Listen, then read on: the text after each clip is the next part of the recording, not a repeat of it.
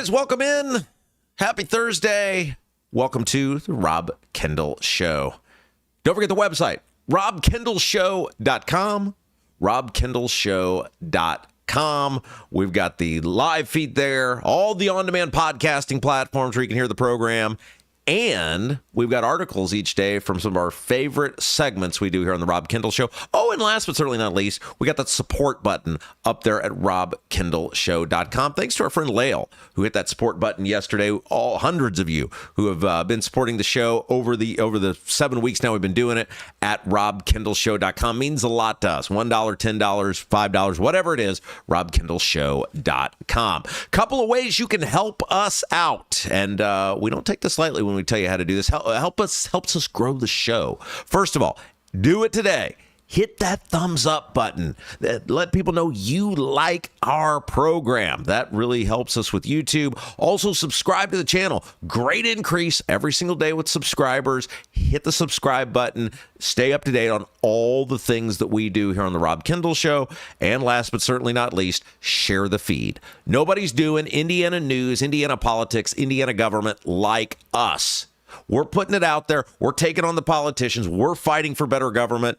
But we're just a couple of guys in a studio. We can't do it without you. We can't grow without you. So share this feed on YouTube, on Twitter. We need those numbers to keep going up. So that's what you can do. We call it like, we call it share, we call it subscribe. That's how you can help us. And by the way, if you're one of the fabulous people, we have a lot of them, hundreds and hundreds every day, who just listen to the program on Apple or Spotify, thank you to you as well. You can help us out. Leave that 5-star review on Apple and share the feed there too. You can hit that share button, YouTube, on the Facebook, the Twitter, wherever you're listening at. Let people know all the listens, all the views, they all count the same. We're appreciative of each and every one of them.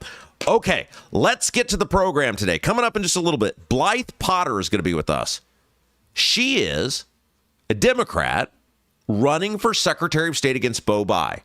Bo Bai is, of course, the son of Evan Bai, former governor, former senator, grandson of Birch Bai, very famous senator. He's raising, you may have seen the article in the Star, $9 gajillion, like all the money. We have one rich friend, John Rust. He has like 10 billion rich friends. And it's just sort of assumed that Bo Bai is going to be the Democrat nominee for Secretary of State and take on whoever the Republicans choose coming up at their convention. But Blythe Potter is taking on Bo Bai from the left. She's gaining a lot of traction. There are a lot of activists in the Democrat Party who do not want the dynasty back. They do not want Bo Bai to be their nominee for Secretary of State. And she's gaining a lot of traction. She's had some big donors come in. So Blythe Potter going to be with us. Going to talk. Look, if she were to win, I think you could safely say it would be the biggest upset in the history of Indiana politics. Even bigger than when Ballard beat Peterson running for mayor. If Blythe Potter, with about 10 cents and no name ID, were to beat Bo Bai, it would be a monumental upset. She's done a good job so far, getting a lot of traction. A lot of activists become delegates. So she's going to join us today about 10:45-ish, and we're going to talk about how she's gaining traction, how she's got momentum, and how she would pull off this unbelievably huge upset. We'll get to all that in just a little bit. But first, I saw this yesterday. Oh, by the way, we were going to crap all over Diego Morales today. Multiple segments crapping all over Diego Morales. That's how bad his office is. That's how bad he is. 2 things happened yesterday that you have to know about. By the way, I told you one of them was going down yesterday. I told you on this show, I said, I can't tell you what it is. It's supposed to be going down later today involving elections in the state of Indiana, and it did. And it is a colossal black eye for Diego Morales. We'll talk about that later. But first, I saw this. I was going to lead with the Morales stuff. And then last night, I'm scrolling through Facebook. I'm seeing, is anybody else talking about anything interesting? And I saw this and I got angry. Our politicians, they are just the freaking worst. They're horrible on both sides. I think that's what's so damn frustrating. These people are awful on both sides, the Republicans and the Democrats. There's nowhere you can go. And it's not even that they're bad. It's that they're just so brutally deceptive and dishonest about just everything. They just refuse to look you in the eye and tell you the truth. If you're going to screw me over, tell me the truth about it. And so I saw this post yesterday from professional office hopper Erin Houchin. Now, you guys remember Erin Houchin. She is a congresswoman from what would that be? That'd be Southeast Indiana. 9th Congressional District, Jeffersonville area. Many of you most of you are longtime viewers, listeners of the program. But for those of you who aren't, we call her professional office hopper because she keeps trying to hop offices. So here is the track record of Erin Houchin. She tried to run for Congress in 2016. She lost. She was then a state senator. She desperately still wanted to be in Congress, even though she was in the Indiana State Senate, and literally quit on her constituents in the middle of session a couple of years ago.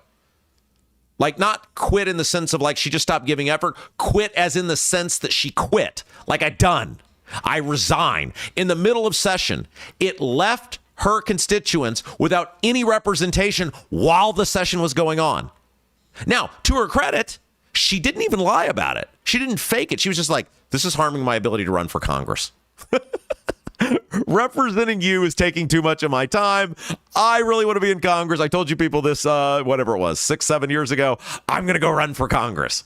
So we give her the respect that she deserves, which is none. And we call her professional office hopper Erin Houchin. So I saw a professional office hopper made this post yesterday because yesterday was tax day.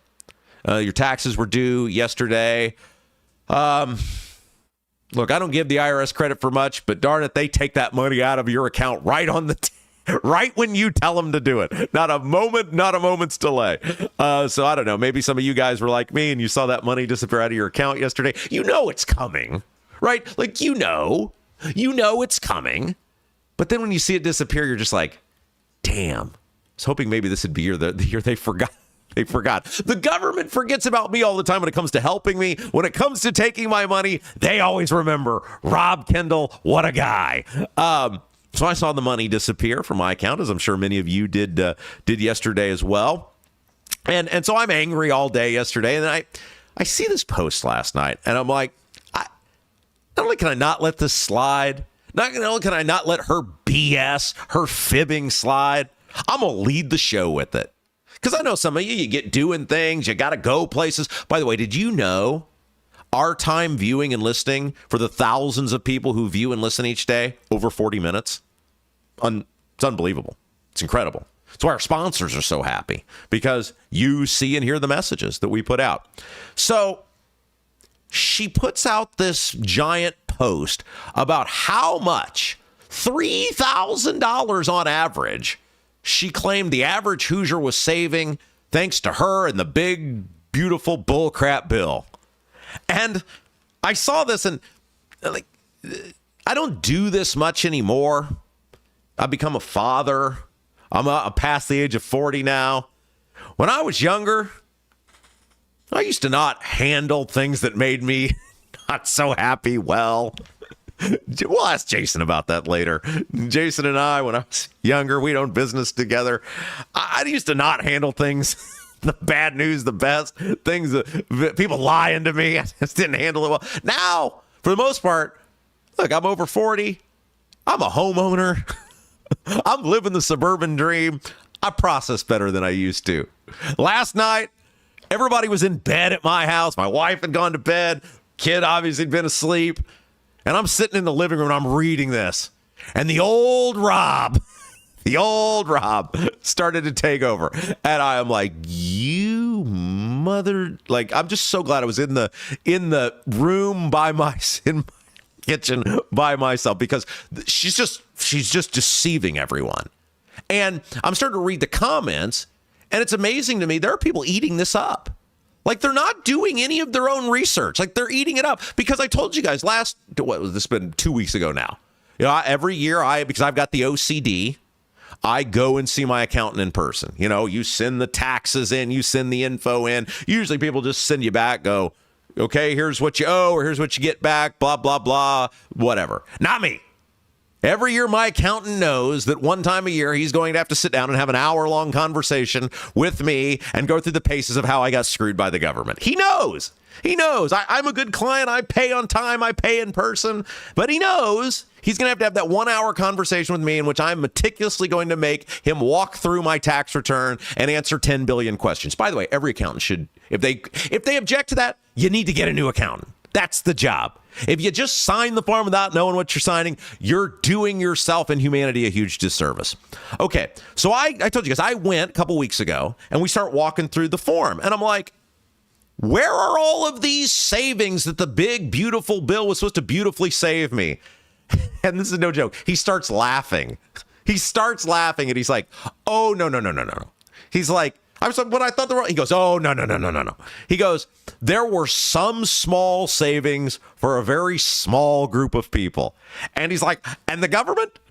Kind of deceptive about what they told you was in the bill. And we'll get to some of these things because professional office hopper trying to peddle this BS. And luckily, Rob Kendall and his OCD goes to see his accountant every year and does in-depth back and forth Q&A time. So Rob got all the skinny on what was in the bill. And he was like, no. He's like, some people, some very select people got some good stuff. And everybody else basically got a whole bunch of nothing. So let's talk about what was actually done in this big bullcrap bill, okay? Let's carve this up for you because you need to know. You cannot let people like Erin Houchin lie to you or deceive you. So let me read you what she actually wrote, and then we'll work from there. How about that? Tax day looks different this year. The Working Families Tax Cut Act means the average Indiana taxpayer keeps over $3,000 more. Keeps over $3,000 more based on what? Based on what? And this is where she's being totally deceptive from right out of the gate. When she says you keeping $3,000 more, she means if they did nothing. So the act was getting ready to expire. They renewed. Most of this was a renewal of what they had before. And she's trying to take credit. This is the government doublespeak. This is the By the way, if you're not telling your friends about, where else are you getting this other than here? This is why you guys have to share this feed. Who else is doing this? Nobody. This is why I need you to share this feed. We are dissecting what this congresswoman wrote so that you now have the information. She's trying to make the claim that if they did nothing, your taxes would have been $3,000 more. That's what she's working off of.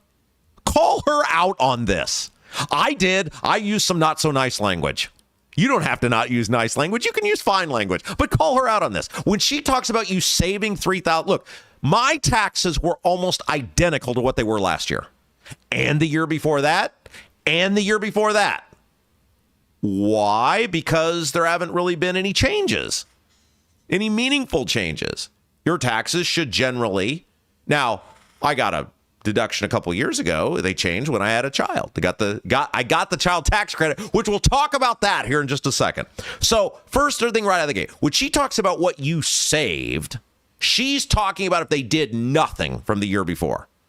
Nothing from the year before. And I've talked to multiple people from across the spectrum, like older people, and they're like, yeah, my taxes didn't change at all. Okay, so the child tax credit, let's talk about that for a second. If you want to actually help working people, which is the Working Families Tax Cut, it's literally in the title. The number one thing you could have done if you were actually Erin Houchin trying to help working people, expand the child tax credit. Expand it.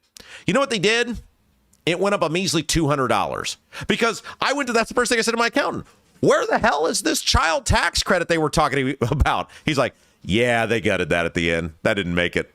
I was like, they gave freebies to people who work for tips, but not somebody who has tried to raise a child. He's like, yeah, that wasn't going to help them at the polls as much as giving the no tax on tips thing. So they raised the child tax credit $200, a measly $200, which, and this is the crazy thing about this, it had not been changed since the Trump tax bill in 2017. They'd done nothing to it. Biden, Trump, none of them. They all hate you, right? The Democrats, Republicans, they all hate you. And if they had just changed the tax credit for inflation year over year, you would have gotten more than you got for the $200 addition you got last year. But Erin Houchin wants you to bend over and kiss both of her butt cheeks and thank her for saving you from disaster. They haven't even raised the thing to keep up with inflation. That's how much they hate working families. But Erin Houchin says she saved you. Now, let's talk about the no tax on overtime, because she listed that. She listed the overtime. She listed the child tax credit. She listed the overtime. There's a real scam with this no tax on overtime. Well, real deception. And my accountant told me about this last week. He said, overtime is time and a half, right? I worked overtime. You get paid time and then time and a half for most people. Only the half part, that's all you get the credit for. The time, you get zilcho. So a lot of people worked all this overtime. Were like, oh, I'm going to get all this free money. And then they're like, what the hell happened here? Not only did they scam you by making you think your overtime is all going to be tax free, the government had a rule where the employer didn't even have to tell you about that. A lot of employers didn't even tell their employees, hey, you're going to get taxed on the time. They didn't have to. They got a free pass from the government. So, and by the way, the credit capped at $12,500. So anything over that on your half, you got taxed on that. Oh, and on top of that, it phases out based on your income. Because as usual, we punish people for being productive. We punish people in this country for being successful. They didn't tell you that, did they? Now, let's talk about no tax on tips. Also deceptive. Qualified workers, because, again, it phases out based on your income, can deduct up to $25,000 in tips. So anything over $25,000 in your tips, you're getting taxed on that. By the way, it also does not apply to payroll taxes, Social Security, Medicare, and the state taxes. So also pretty deceptive, because most servers making well over $25,000 in tips. The tax cut for seniors that she was bragging about. Again, same deceptive bullcrap. It does allot you to take a $6,000 deduction off of income if you make under $75,000. So basically what that means is any senior, because seniors get Social Security, but then a lot of them also have pensions and a retirement plan of some sort. So basically, any senior who had any sort of significant in air quotes. I mean, look, $75,000 is very middle class. $75,000 is very run of the mill in today's society. But any senior basically with any sort of retirement plan didn't get that full $6,000. Didn't get that full deduction. Look, again, it's deception. This bill was nothing but a deceptive, legalized vote buying scheme. You know who really did get helped in the bill? Rich people who live in liberal states. Those were the big winners in the bill this time. Rich people who live in liberal states. It's called SALT, state and local taxes. This bill allowed people who live in high tax states, liberals, people who vote Democrat, to get an increased tax deduction of up to $40,000. Huge increase over what they had before. One of the good things Trump did in the previous bill and the Republicans did in the previous bill was they said, you want to live in a liberal state, a high tax state, that's on you. We're not asking other people to pay for it. So they capped what they call state and local taxes, your property taxes, your income tax, all of those things, state and local taxes. They said, you want to live in a liberal place in your liberal utopia? We're not bailing you out anymore. The new bill bails everyone out.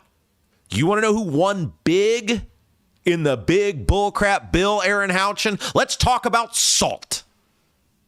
Next time you see Aaron Houchin post crap about how great that bill is, ask her about SALT. Ask her about why she gave you next to nothing and Uber libs got massive tax cuts. Ask her about SALT. Ask her about why Indiana is bailing out New York. Indiana's bailing out California. Ask her about that. See what she has to say. By the way, be sure to mention my name. She really likes me. She's a huge fan. Also, megacorps. No surprise, right? Huge tax cuts for megacorps. Huge benefit for big business. Good chance you got next to nothing. I know I didn't. I got a $200 enhancement of my child tax credit. Look at me. Don't spend it all in one place. You did get trillions and trillions of dollars of new debt, which will be inflation. Inflation will mean the cost of everything goes up, which is a tax increase. So I guarantee for most people, they got more in inflation-related tax increases than they got in money back. But hey, those liberal people, they got a lot. So good on them. Aaron Houchin, you are dishonest garbage. And you may get away with your BS in a lot of places. But you ain't going to get away with it here. And if you post on social media, I'm going to use it to tell everybody what dishonest garbage you and the Republicans are and how in the end this is just going to screw everybody and make everything else cost more. You don't get away with it here. Hey, selling your home is a massive transition, and it can feel overwhelming. Lauren Wilson believes you deserve a real estate experience that's as personal as the home you're selling. Trust your home sale to someone local. Lauren is a lifelong Hoosier, military vet, raises her family right here in central Indiana. Lauren just doesn't know the market. She knows the communities. With Lauren Wilson, you're going to get her direct attention. If you're looking for a higher level of service right here in central Indiana, talk to Lauren Wilson with At Properties. 317-590-2290. 317-590-2290. Okay, let's take a quick break. When we come back, Diego Morales is a piece of trash. He is dishonest. He is rotten. And now people are starting to line up against him. People who know what he is, people who know how he is destroying the system, how he is wasting our money, how he is abusing the system. Some big names, some heavy hitters are coming out. We'll tell you about it next. You're watching Rob Kendall Show. If authentic wood-smoked barbecue is your thing, Double D's Barbecue in Clayton is the place for you. Owners Dennis and Tina Duncan, along with their son Garrett, are from Memphis. So when it comes to barbecue, they're not screwing around. No pellet smokers, no roasters, just authentic wood-smoked Memphis-style barbecue. All of Double D's food is cooked fresh daily, and it's all made from scratch. Double D's Barbecue, located at 40 and 39 in Clayton, is open all day, Wednesday through Saturday, but get there early because once they're sold out, they're done. Check out the full menu, ribs, brisket, and more at ddbbq317.com. Are you seeing cracks in mortar, moisture working through walls, facade or structural failure beginning to surface? Bramwell Mackay sets the standard for exterior and structural building solutions. Our 40-year master masons and industry experts address moisture intrusion, failing foundations, masonry deterioration, and more. From preserving historic landmarks to addressing modern building envelope issues, Bramwell Mackay delivers full-spectrum service with white-glove professionalism. In Indianapolis, call 812-33-BRICK. 812-33-BRICK. Hi, I'm John Piper. I'm running for Congress in Indiana. I'm the only candidate in the United States of America exposing the crisis we have in mother's breast milk. Purdue University is a major player in that. Purdue is selling our veterinarians to out-of-state corporations for big money. Bobby Kennedy needs to know about it effective immediately. We are 55,000 veterinarians short across the United States. My two major opponents, Craig Haggard and Jim Barrett, are both protecting the Iranian terror cell in Plainfield, Indiana. I'm John Piper. I approve this message. Paid for Friends for Piper for Congress. Buying a home or thinking about refinancing? Work with someone local who understands the central Indiana market. Gary Tedrow with Verity Mortgage helps homebuyers and homeowners explore options for purchasing, refinancing, or even consolidating higher interest debt through their mortgage. Gary's approach is simple, clear advice, and personalized guidance so you can make confident decisions. Visit loansbygary.homes to learn more or get started today. You've got nothing to lose but dollars on your mortgage payment. So call for a free, no-obligation quote, 317-695-5179. Gary Tedrow, NMLS number 179207 with Verity Mortgage, NMLS number 70345, an equal housing opportunity lender. I'm Doug Cobb for Clay County Commissioner. I'm running to bring transparency back to our local government. As a concerned citizen, I want to know what's going on. We need new and fresh ideas for today's challenges. We need a vision for future generations. As a small business owner, I want to explore and promote opportunities to make us all successful. Let's create a brighter future for Clay County together. I'm Doug Cobb, running for Clay County Commissioner. and I approve this message. Paid for by Linda Cheesem.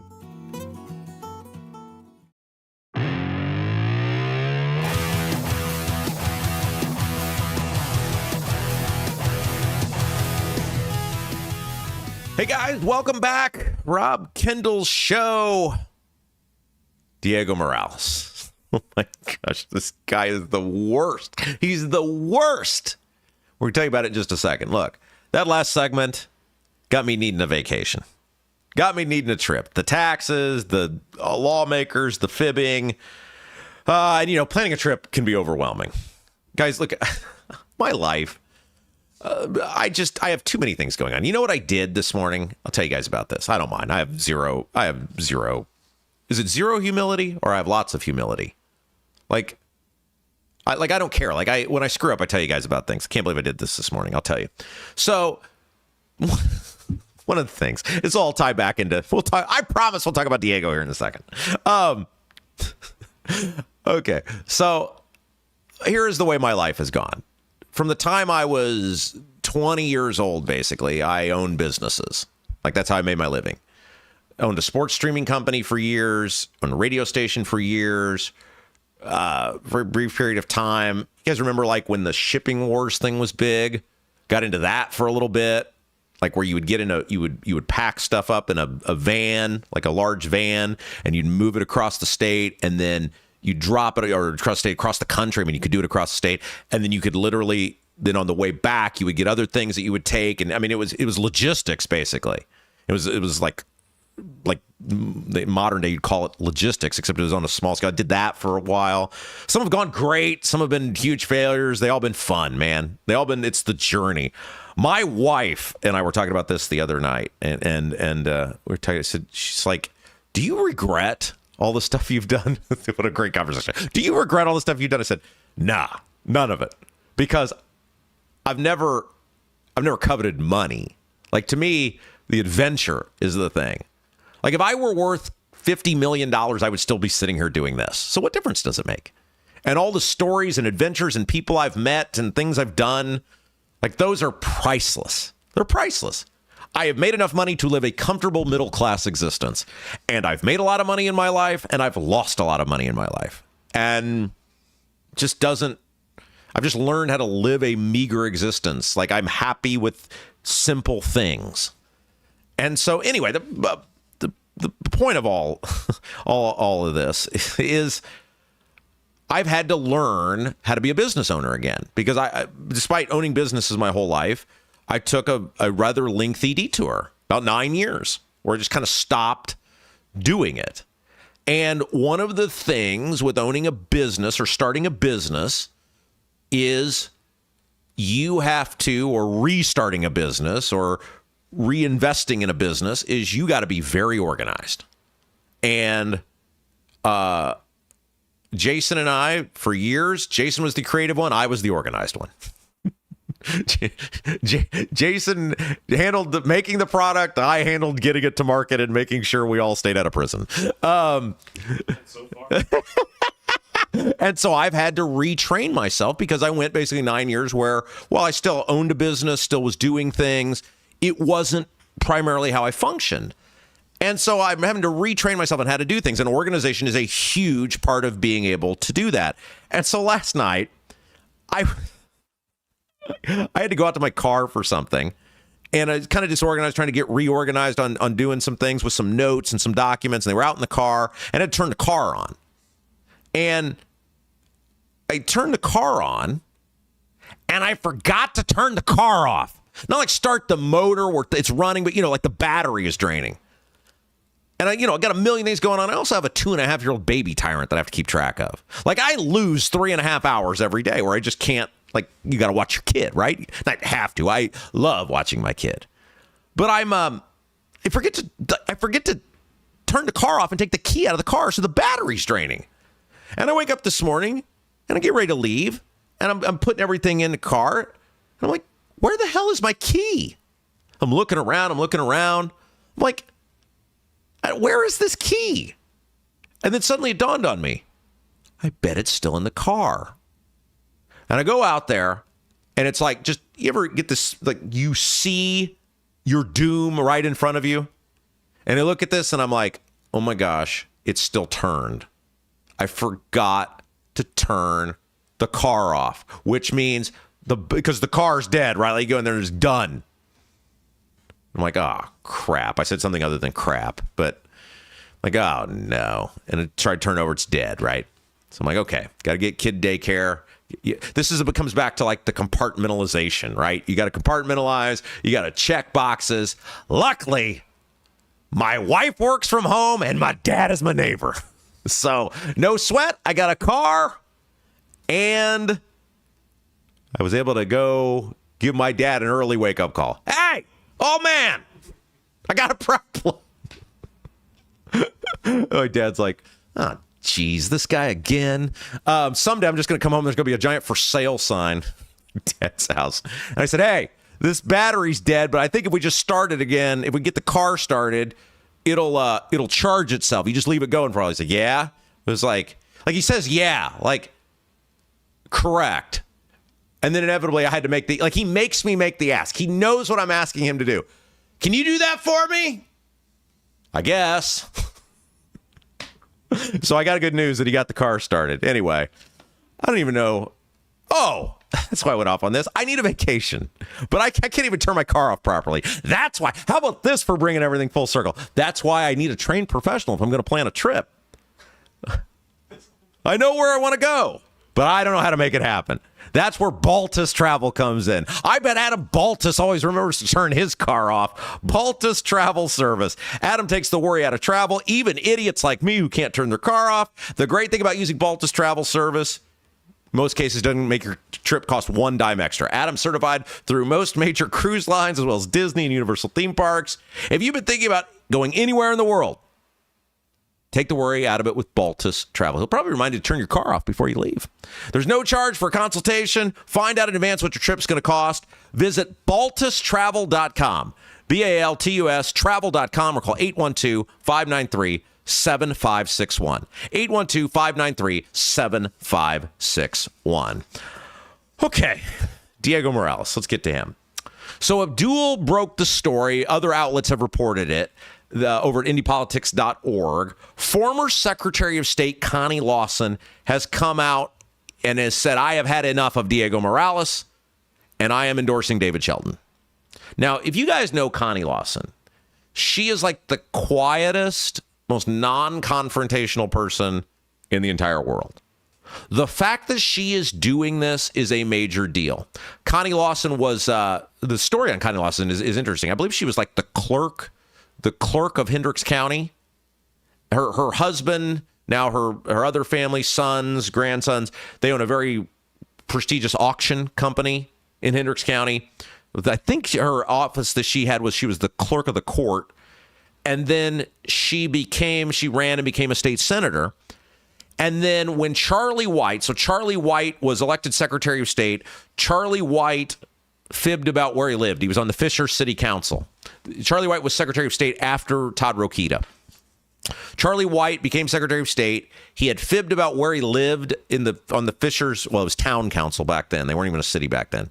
And the way, I don't know if you guys know this, but a lot of towns, the way it works is you have to live in a geographical area. Everybody can vote for you, but they're called wards. You have to live in a specific area. Charlie White had clearly fibbed about where he was living.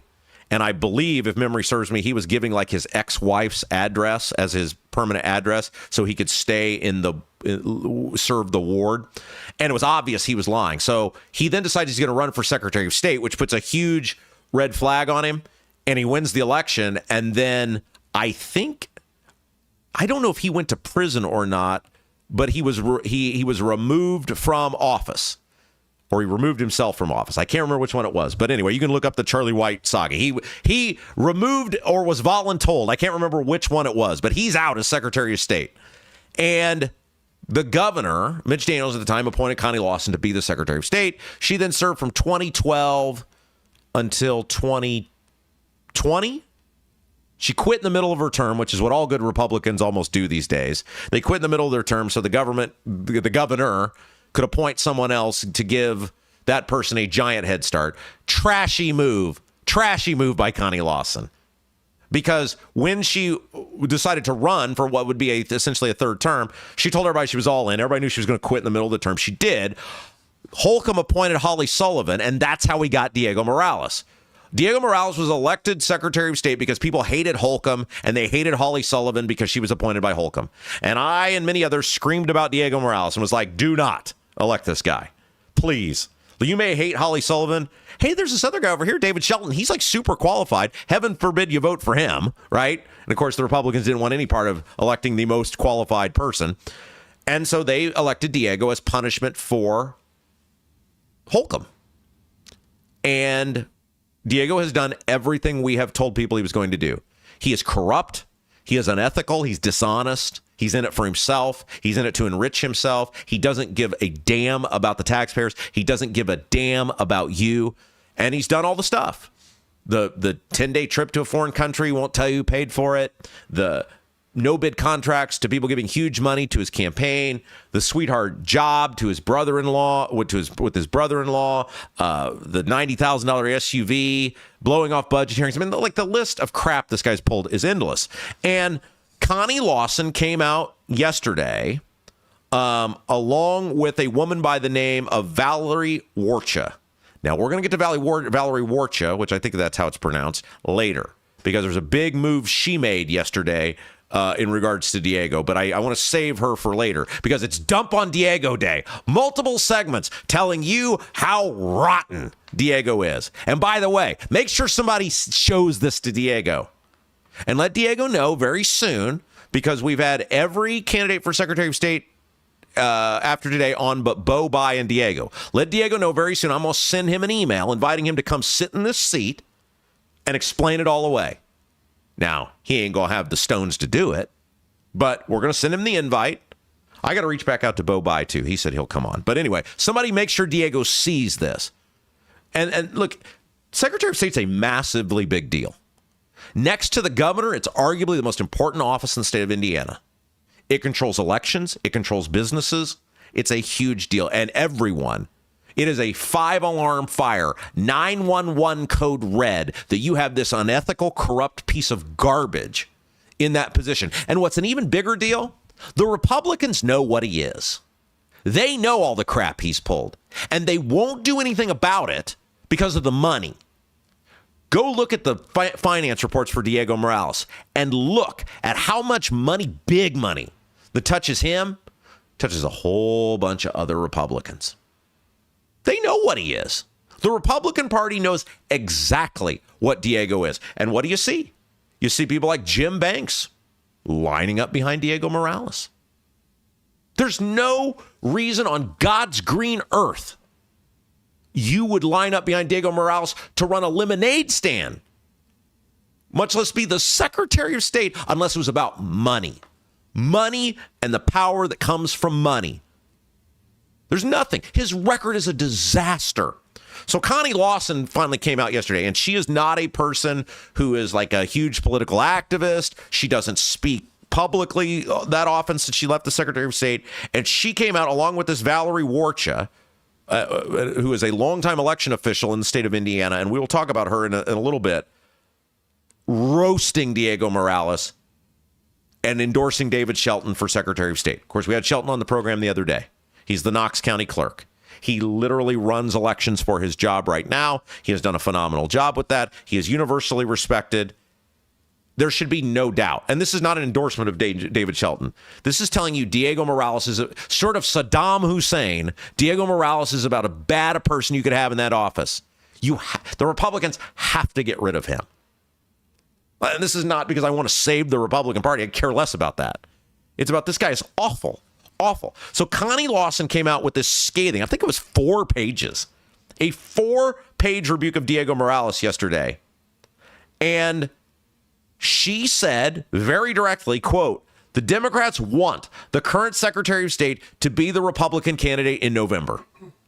If you are a person who is going to be a delegate or running for delegate, and look, I don't care either way because you know my opinion on the look, I am a Republican in good standing. So I can say this. According to the treasurer of the state of Indiana, I believe David Shelton has said the exact same thing. As much as it chaps the ass of the Republican Party, I'm a Republican in good standing. I have no love for the Republican Party anymore because they've abandoned everyone. They've screwed everybody. Property taxes, utility bills, the Indiana Economic Development Corporation, corruption. So I'm not saying this because I love the Republican Party. I'd love to see the Republican Party be what its platform says. I support the platform of the Republican Party for the most part. I did all the things as a Republican elected official that Republicans are supposed to be about. They don't do that anymore. They just ignore it. They laugh at it. They govern like Democrats. As a Republican in good standing, that pains me. But if the Republicans nominate Diego Morales, if you're a delegate and you pick Diego Morales, you will lose the election in the fall. Look, I've said from the beginning, I think the best thing for our state would be for a third party or a party other than the Republicans to get into that Secretary of State's office and open all the doors. Let's reveal who knew what and what was actually going on in that office the last 4 years. If that's Bo Bai, so be it. If it's Blythe Potter, so be it. If it's Greg Ballard, so be it. My one concern with David Shelton, I don't think he'd do that. I think Shelton still has a certain part of him that's a party guy. I think David Shelton would run the office with dignity, with competency. I think he'd be very good at being Secretary of State. I think he's highly qualified. I do not think, though, he would reveal the dirt. That's my one concern with David Shelton, is he would not expose who did what and who knew what in that Secretary of State's office. Connie Lawson's letter also goes on to describe a, quote, culture of nepotism, according to Abdul, including allegations of, quote, six-figure jobs for family members and more than $300,000 in bonuses to former staff and relatives. The letter, according to Abdul, also takes direct aim at Morales' administrative competence, stating, quote, he couldn't properly manage his own filing process. Oh, that office, and we are going to talk about it here in just a little bit, that office is brutally incompetent under Diego Morales. Not necessarily an indictment of people that are rank and file, that are trying to do their jobs, but the fact that the guy doesn't care. Diego Morales doesn't care about the office at all. At all. None. He has used the office as a 24/7 campaign machine. Go to the Secretary of State's office website right now. No. Wait till we're done at noon. Then go to the Secretary of State's office website. His picture's everywhere. You have to struggle to find things on that website. It's a dumpster fire. Because it's not about serving you. It's about making sure you know Diego is the Secretary of State. He is the Secretary of State. That's what it is. Everything the guy does. Road maps, brochures, all the stuff. 24/7 campaign operation. And people are getting screwed because he's not doing the job effectively. That candidate filing this year was a disaster. People had to come from all over the state back to Indianapolis. They had to come back a second time because of the way his office screwed things up, because of the way he screwed it up, because the buck stops with him. Lawson questions why senior election personnel allegedly lack proper, appropriate security clearances. This is another big deal that hasn't gotten enough coverage. And maybe some time we'll get into this. Quote, why? This is highly unusual and makes Indiana elections vulnerable. That should be the question everybody should ask about Diego Morales. Why? This is highly unusual. You can apply that to just about every facet of Diego Morales. Why? This is highly unusual. Good on Connie Lawson. We'll get to Valerie Warcha in a little bit. This high-ranking election official who has made a big announcement herself yesterday. But first, already talking with a lender, it never hurts to get a second opinion. Gary Tedrow with Verity Mortgage works with home buyers and homeowners throughout central Indiana, helping them purchase homes, investment properties, refinance, or consolidate debt through their mortgage when it makes sense. Gary believes the right mortgage strategy can make a big difference. Do you have questions? Not sure where to start? That makes sense. Visit loansbygary.homes to learn more. Loansbygary.homes to learn more. You got nothing to lose but dollars on your mortgage. 317-695-5179. 317-695-5179. Gary Tedrow, NMLS number 179207 with Verity Mortgage, NMLS number 70345, an equal housing opportunity lender. Okay, let's take a break. When we come back, Blythe Potter, Democrat candidate for Secretary of State, is going to be with us. She's going to talk about trying to take down the buy dynasty. Could she pull it off? We'll find out. You're watching Rob Kendall Show. Hi, I'm Lauren Wilson, a realtor with App Properties. Born and raised right here in central Indiana and a Hoosier through and through. Selling your home is a massive undertaking, and I completely understand what that is. That's why when you work with me, we put a great plan together to make sure that when your home comes to the market, it is in the best light possible. Again, I'm Lauren Wilson, 317-590-2290. 317-590-2290. Let's put a plan together and get your home sold. I'm Doug Cobb for Clay County Commissioner. I'm running to bring transparency back to our local government. As a concerned citizen, I want to know what's going on. We need new and fresh ideas for today's challenges. We need a vision for future generations. As a small business owner, I want to explore and promote opportunities to make us all successful. Let's create a brighter future for Clay County together. I'm Doug Cobb, running for Clay County Commissioner, and I approve this message. Paid for by Linda Cheesem. Right now, everything's expensive. That includes things you need around the house. If your water heater, water softener, or well pump goes out, or even if your toilet stops working, you could be looking at a major expense.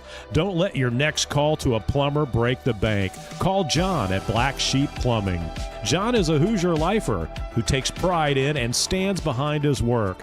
That's why all basic services and repairs with Black Sheep Plumbing come with a 2-year parts and labor guarantee, with water heaters having a 6-year parts and tank guarantee. Call or text Black Sheep Plumbing for all your needs today and speak directly with John, the owner. 765-315-7558. That's Black Sheep Plumbing at 765-315-7558.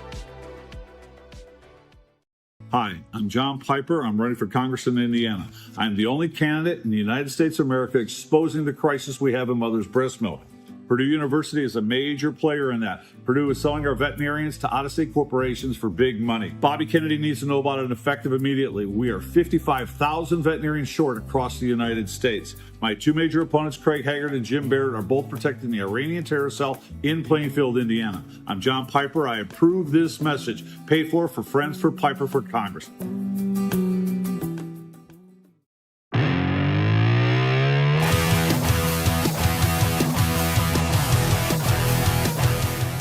So the race for Secretary of State is not just hot and heavy on the Republican side. It is also heating up on the Democrat side as well. They've got a battle at their convention. It is the Rob Kendall Show, joined by Blythe Potter. She is one of the candidates for Secretary of State on the Democrat side. Blythe, hello. Hi, thank you for having me. Well, thanks for being with us. Okay, let's start with this. This is the question I always ask people. Why would you subject yourself to this of running for public office? It sounds like the worst thing imaginable. Why would you do this? Well, okay, so I hear that.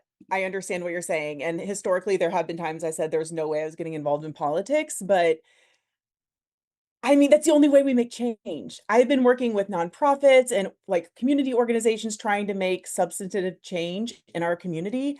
And it just kind of got to the point like it's policy. Everything we argue about is done because of policy. So Secretary of State specifically, in my opinion, it's an administrative job. Telling people about the election is advertising and marketing. That is right up my alley. I've been doing that for decades.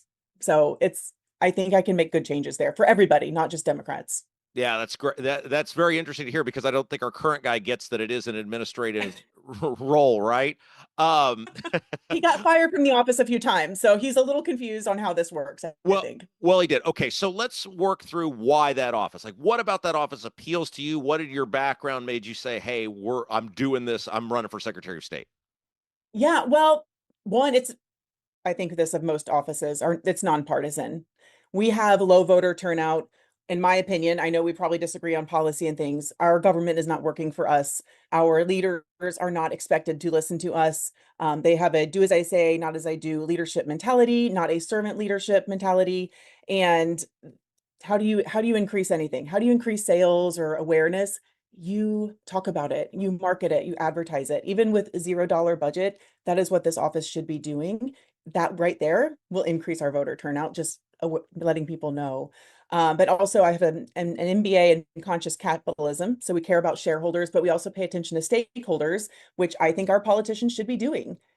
Right now, our politicians usually care about themselves and their party, not the people they are governing or representing. And that this needs to change. And I know I can make changes there. And being a small business owner for the last 8 years, doing administrative work for over 20 years, and using the websites this office oversees, they're clunky, they're outdated, they need updated. That will help my life to be better, but also anyone else who interacts with the office. So this is a customer service job. I've done it for over 30 years, customer service in some capacity. I can absolutely make good changes here. Blythe Potter is our guest. She's running on the Democrat side for Secretary of State at the convention this June. Okay, so Bo Bai is your opponent. He's sort of like the chosen guy, right? And people say all this money and all this name, and you got the family heritage, and now here you're like a Scooby-Doo, the kids in the Scooby-Doo cartoon. You're messing with the Democrat plot. How do you run against a guy that has all those sort of inherent advantages, and what sort of pushback are you getting from people going, hey, you're messing this up? Oh, I definitely get back saying you're messing this up for his future. But also as a female in a country where like we're constantly trying to battle to be heard or seen, break the glass ring, whatever you want to say as a female or global minority or global majority, this is just another day being a female in Indiana. Like going up against someone who thinks they deserve something over me, not surprising. And I didn't grow up in the political pipeline, which I think as someone who was raised in a Republican home, as a lifelong Hoosier of 43, almost 44 years, we're kind of tired of that. And I think this is a really good representation of the disconnect happening within the party. You have two strong candidates, two strong campaigns, two very different campaigns. And I think in the long run, it's not only going to strengthen the party, but I think it's going to tell us how our trajectory is going to be, not just for the rest of the year, but going forward as a party. We have some changes we need to make. So people think the convention's interesting because it tends to be the most passionate delegates, sort of people that are a little more political, people that are a little more, I don't know if extreme is the right word, but we'll use it in their ideology. Do you feel that gives you an advantage? Because I think you're hitting Bai in many ways from his left, forcing him to address some issues. Do you feel like the convention structure gives you an advantage?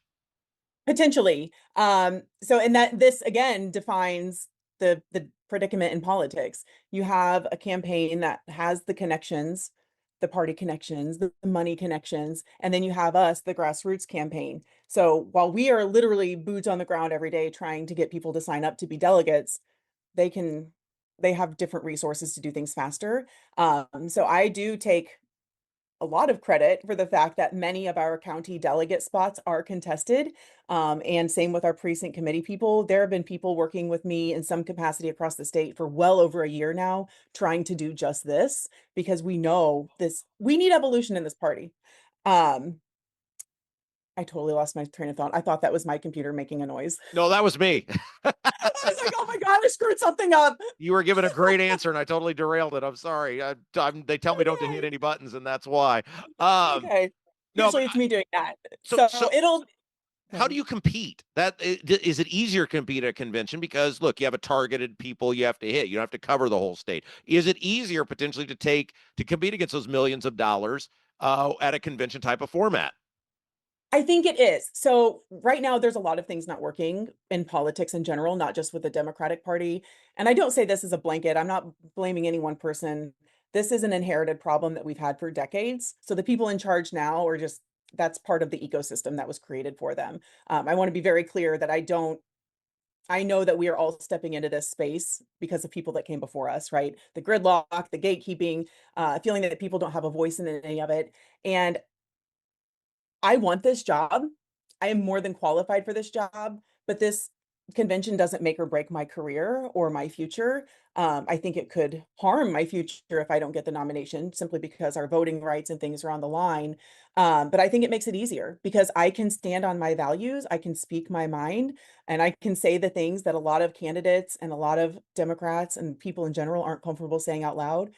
Not that I'm thoroughly comfortable saying these things all the time, but if I plan to walk into a heavily Republican executive state house as your next Secretary of State, I need to be able to not only hold myself accountable when, when I get hit with things, but also to be able to go toe to toe with my peers, my colleagues, opponent, whatever. I need to show my party that I can use my voice in a nonviolent manner to get my point across. So I think it's in some ways it's easier. Blythe Potter is our guest. She's running on the Democrat side for Secretary of State. She'll be at the Democrat convention coming up here in a couple of months. What are you hearing from the delegates? Do you have a chance? I mean, this would be a massive shock if you win, but it seems like you have gotten some donations. A lot of people I've talked to two people in the media, very prominent. We won't name them. They said, Blythe's going down at the convention. She's going to shock everybody. What are you hearing? I think I can shock everybody, but I also know, and anyone who's a delegate or a voter, I want you to treat this as homework, what I'm saying, and take it to heart. We really need to learn how to be good voters and be objective and do research. And any of my supporters right now, between now and June 5th, I still want you to listen to what I'm doing and make sure you're still supporting me the next month and a half. I could drop the ball. I could screw things up. So I don't want a ride or die supporter. And I hope the other people who are supporting my opponent will do the same. We need to be looking at the candidate, the platform, the policy, how they're running a campaign, how they're leading a campaign. He may have over $2 million, but there's nothing his campaign is doing with his $2 million versus my 200 some odd $1,000. We are being very successful, and we're also being very frugal with our money, but we're doing work differently. So I do think there is a significant path to victory, and I look forward to winning. So people have been critical of the money he's brought in. You did have a very large individual donor. I believe there were 6 figures with that. I said, I need more people who have 6 figures at their disposal. Is it fair to be critical of you for accepting a 6-figure donation? It absolutely is. And to be clear, the same woman actually has donated total $210,000. Her name is Kathleen. How was that for honesty? She's like, Rob, you screwed up. I got more money than you even thought. I like that. Well, and it is uncomfortable. I'll be completely honest. I want the money out of politics. I want there to be caps on what we can raise and spend because we should be caring more about what people are saying and needing and not focusing more on money. Although I understand right now I can't change that and I do need money. You know how like you think, God, I just wish these really rich people would just be like a real philanthropist and like help support a good cause or like really, put their money where their mouth is. Well, that's kind of what Kathleen has done. And I've gotten very lucky. I met her by luck, by chance in an event. And thankfully she's continued to support me. And with no strings attached. We had conversations, extensive conversations about what this means, because I know I will scrutinize other people if they get dirty money or perceived, however you want to define dirty money. So yeah, it's good. We're doing well with it. I love that you just owned it and you were like, yeah, I got it twice. You're selling me short, Rob. Couple minutes left with Blythe Potter. She's a Democrat candidate for Secretary of State. What do you bring to a general election that Bo Bai does not? A lot of things. And I do think I have a better chance of winning in a general than he does, or even some of the independents or the Republican, whoever the Republican candidate is. And for a few reasons, I grew up in a Republican home. I know what it means to have that as part of my identity. I also know what it means to question that. I'm prior service, prior military, and there's been an evolution and relearning and unlearning for me for the last 20 years on, I was told Democrats are bad because of this. The policy and the platform that Democrats have are solid. We just don't always practice what we preach. And I say we just because if I'm identifying it, I'm going to own other people's mistakes too. So I think we have evolution that needs to happen within the party, and I hope to be a part of that. And that doesn't mean getting rid of people who were before me. We need to work together. But growing up in Indiana, did you grow up here too? I did. I am a Brownsburg County lifer. Nice. I'm from I went to Franklin Central in Ball State. So maybe you heard the same thing, is Democrats are just as bad as Republicans, so why would we vote for them? And it's not because their policy are bad, it's because they take the same bad money or they make the same bad votes. And sometimes that's because of donors making those decisions for them, or maybe even the party, I don't know. so I'm hoping that people can see I can be objective and I can look at this as an umbrella. Like, we need to take care of everybody in the state, not just Democrats, not just people who vote, not just people who are eligible to vote. We need to be caring for our communities because we have a lot of work to do with that too. Is there anything to Bo by other than his money? Like, you've been on the stump with him, other than the name, the look, the money. Like, is there anything to him? Do you believe he can stand up in a general election? I am going to preface this with I see this from a lens of a voter as well, not just his opponent. I think if I would really like to see people who consider themselves moderates or unwilling to speak about Israel, or the hot button issues that we like to avoid so we don't piss people. Oh, am I allowed to cuss? Yo, you sure? It's the internet, Blythe. You can do whatever you want to do out here. We're Okay. in the safe harbor. Okay, so like, and I don't say this to piss people off, but we continue to put moderate candidates up thinking they're going to win because we need to speak to the other side. I can speak to Republicans without changing my values, or we can disagree on what a platform should be, but also agree that we should all have same access. So I think, if he is the nominee, hopefully we could have some conversations, and he really needs to speak to the people who don't vote, is what I'm trying to say. In 2022, 60% of people who were registered to vote, did not vote in this election. We need something different in Indiana, and I think I have a better grasp on that. Yeah, before we let you go, you mentioned you grew up in a Republican household. I've seen you talk about this before in various speeches. Tell us why you're not a Republican, even though you grew up, as you said, in a Republican household. I think that's interesting. It is interesting, and while I do get scrutinized for it, and rightfully so, people should side eye anyone saying that. It's been over 20 years since I started deprogramming, which also coincided with my coming home from Iraq. But just knowing that perspective and knowing that there are really good people who grew up Republican or identify as Republican, and they do care about their community, that we just don't always vote the way we don't always practice what we preach when we vote too. And it's hard to let that go, right? It's hard to say, I've hated XYZ my whole life and now I like it. Like, I'm not going to suddenly start eating avocado just because someone said it was better. Like, it's a hard transition. So I understand that. And I understand the skepticism coming from Republicans. And I still respect their opinions. And I still think they should have equal access and be cared for. All right. Last thing, and I would get very, very much in trouble from a lot of my viewers if I didn't ask you this. How do you feel about voter ID in the state of Indiana? I think our current laws are fine. I think our voter ID laws that we have now were implemented in 1995 or 2005, somewhere in there. So it's been a while. I don't think we need to change it. I do not want to change it. The SAVE Act will disenfranchise females, most importantly. I have changed my name. My last name does not match my birth certificate, and I don't want to have to worry about that. There's also a free voter ID that people can get to vote if they are eligible to vote, but don't have a driver's license.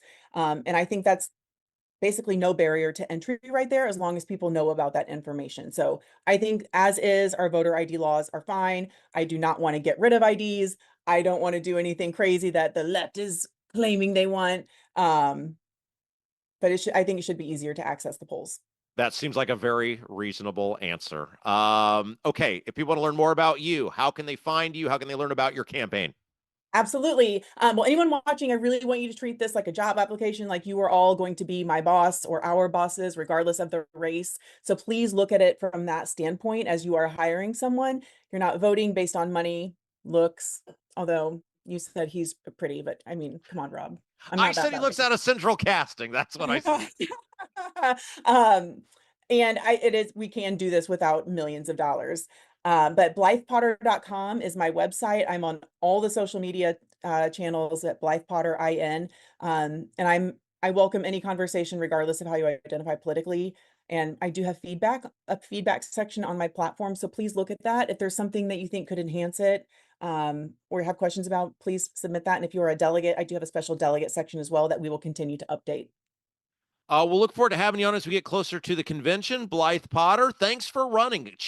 Look, we need more people to be involved. Thank you for doing that. Thank you for making this race competitive. It's good to have it on both sides, and we'll look forward to chatting with you again soon. Thank you. Yeah, you're watching Rob Kendall Show.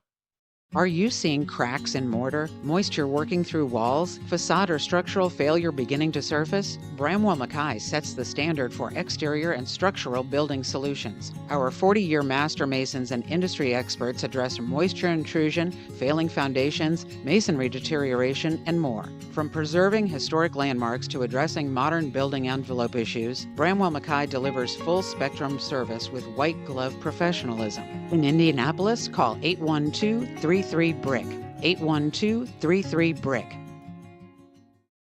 Hi, I'm John Piper. I'm running for Congress in Indiana.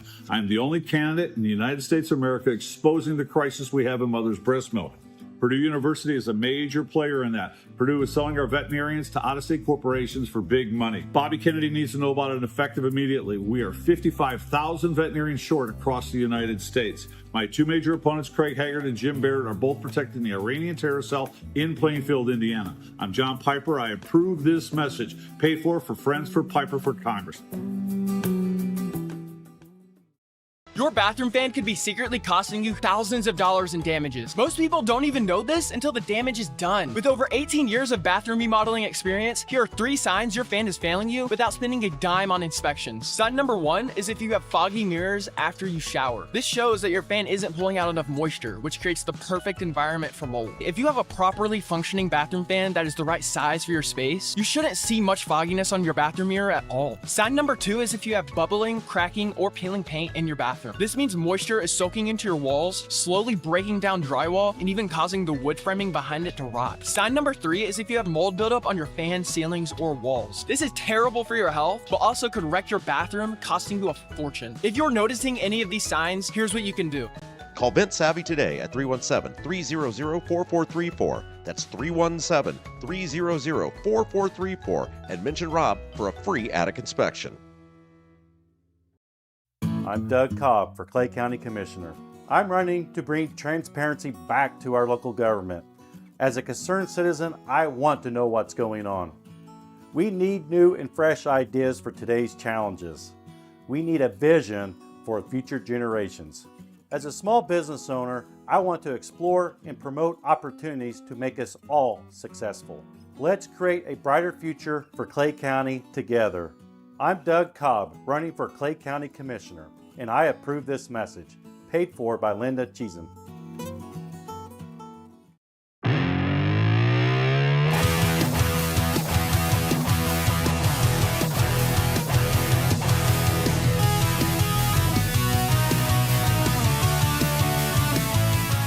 Hey guys, welcome back. Rob Kendall Show. Thanks so much for joining us. Don't forget, if you haven't done so yet, hit that little thumbs up button. Let people know you like the feed today. Let YouTube know. That's really who you're letting know. Let YouTube know you like what we're doing. That really helps us out.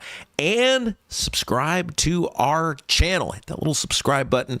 Helps us out a great deal. And last but certainly not least, share the feed. Put it out there. We're doing all local content all day, every day. That's what we do. Now, this is a true story, guys. I haven't told this yet. And look, I'm talking about this because we made a conscientious choice to do the local stuff because you aren't getting that anywhere else. And we think it's important. We think it's important to hold the politicians accountable. We think it's important that we use our platform to fight for you. But we also recognize we are turning down opportunities by being an all local show. And this is a true story. You know me, I'm super candid with you guys. I put my life out there for you. When I was first dismissed, well, really from the time I started staying home and everybody noticed I was staying home, I was flooded by contacts, and those then became potential opportunities. And one of the people that I was contacted by was an agent in California, and he represents people in the podcasting industry. And this guy was super nice. He was very generous with his time, and we had about an hour-long conversation. And he was like, "Well, what do you want to do? What are you thinking about doing? Where do you want to go? I've seen what you do, what you're capable of. There's a lot of interest in you." And so we started talking about my idea. Obviously, at the time, this was just an idea for this show. And I said, I kind of want to do an all local show, like Local About Indiana. And he's listening to him and he goes, well, look, you will be incredibly successful with that, but there will be a limit to your success. Because he said, in terms of what I do, the way people market this industry, it makes it very hard for me to sell someone who is just focused on their home state. And he said, now, if you're willing to be a national type deal and then you throw in some local stuff here and there, that makes it a lot easier. I can probably do that. And like I said, the guy was super generous. I learned a lot talking to this guy. And ultimately, I made a choice that the conversation and making a difference mattered a lot more to me than any sort of fame or money or anything that might come down the road. Because you guys know that's the way it was for 6 years. I was at IBC for 9 years, but had my own show for the better part of 6 years. And I took a lot of risks and made a lot of enemies. And eventually that might have caught up with me doing the right thing. Talking about the local issues that were important, fighting for you that was important, more important than anything I might garner just by kissing ass and lying to you and telling you these people are great. And so when we made the decision to do this all local show, I did it with the understanding it was going to cap my ability to grow it at the borders of our state, and it was going to cap my ability on who I could market this show to and where it could go. And I said, that's okay, because I believe in the people. I believe in you. And I think we can grow this show, and we have grown this show, to the point where it has a profound influence on our state, which is way more important to me than any sort of national influence. I am a Hoosier lifer. I'm a Brownsburg County lifer, and I'm proud of it. But my point of all this is we have to grow through you. We have to grow through you. You have to take some level of accountability to helping us do that, because I'm betting on you. I've bet on you guys since I was in my bedroom doing the Facebook and Twitter videos. And you guys have been great. But we can't take our foot off the gas. We have to continue to grow together. So here's how you can help us do that. Number one, hit that thumbs up button if you haven't done it. All these things we're asking you to do are like super simple. There's like nothing to them. Hit the thumbs up button. That helps us with YouTube. Subscribe to the channel if you haven't. Tell your friends to do it. That helps us with YouTube. And share the feed. That's probably the most important of all. Your Facebook, your Twitter, let people know about us. Let people know we're here and what we're doing. And once they get here, people stay. Just like with the radio show for all those years. People stay. Because it's good stuff. It's stuff they can't get anywhere else. We're not ass kissers. We don't take sides. We have a new advertiser that's going to start next week. Phenomenal company that we'll be telling you about. And that's one of the things the guy told me today. He was like, I like your show. I've liked you. I've known about you for a long time. You don't take sides. I said, we're on the side of the audience. He goes, yeah, I know. He said, that's why I'm advertising with you. Your audience is loyal. But we have to grow. We have to continue to push the boundaries and get these numbers out there, because that's how we're going to influence public policy. That's how we're going to make a difference. So that's what we're asking you guys to do. Another couple ways you guys can help us out. Number one, if you like what we do and you want to contribute, want to support the show, head over to robkendallshow.com. We got a big support button up there at Rob Kendall Show. Whether it's $10, $20, whatever it might be. Hey, I love what you do. Got one from somebody the other day. Said, oh, man, I've been listening to you for years. Happy to throw a few coins in the fountain. Thanks for all the entertainment you give. That's how we're going to continue to do stuff and be able to grow this program. Support button, robkendallshow.com. Other thing, if you own a business or run a business, we'd love to bring more eyes and ears to your company and get people in your door. We got two phenomenal companies that are going to start next week. You saw the ads on one of them today, Double D's Barbecue in Clayton. These guys are great. If you guys love barbecue, Double D's in Clayton, they are awesome. And we're going to be talking about them. You're seeing some of their ads running now. We got another business that I can't wait to tell you about that's going to start next week. A great company that does amazing work with concrete, your patios, driveways. They do decks, they do fences, all sorts of exterior parts of your home, and they're awesome. Seal Now is their name. Point is, these companies are coming to us because and Double D's was very candid. They're like, the first conversation I had with the lady, she goes, I don't mean to hurt your ego, because I know you're kind of a big deal. She goes, I didn't even know who you were, and then I randomly found you. Someone shared your feed on Facebook. She's like, I love your show. It works, guys. Like, it really does. We wouldn't be asking you to do it. We're not trying to take up your time. The things we ask you to do, there's a rhyme and a reason to them. And so when we ask you to share the feed, it helps us immensely. It helps us immensely. So if you own a business or you run a business or you know someone who does, have them get in contact with us. All of our advertisers so far are very pleased with the response we get for them. We do everything in our power to deliver for our sponsors. And that's one of the reasons I chose to be an all local show. I knew if I was all local, I would have a better chance of delivering for my sponsors because almost all the eyes and ears would be people that are in some semblance connected to the state of Indiana who would use Indiana products and services. And it's worked. It's worked. If you own a company or run a company, sales@robkendallshow.com, or you know the boss or the person that makes the choices. I'd love to get to know those people or get to know you. Sales@robkendallshow.com. Sales@robkendallshow.com. All right. Speaking of people that love us and have been great advertisers and get great response, Bramwell Mackay. Leaky chimney, water in the basement, cracks around the exterior of your home. Bramwell Mackay Property Services and Consultants is your authority for chimney repair, tuck pointing, foundation repair, crawl space to basement conversions, basement waterproofing, and more.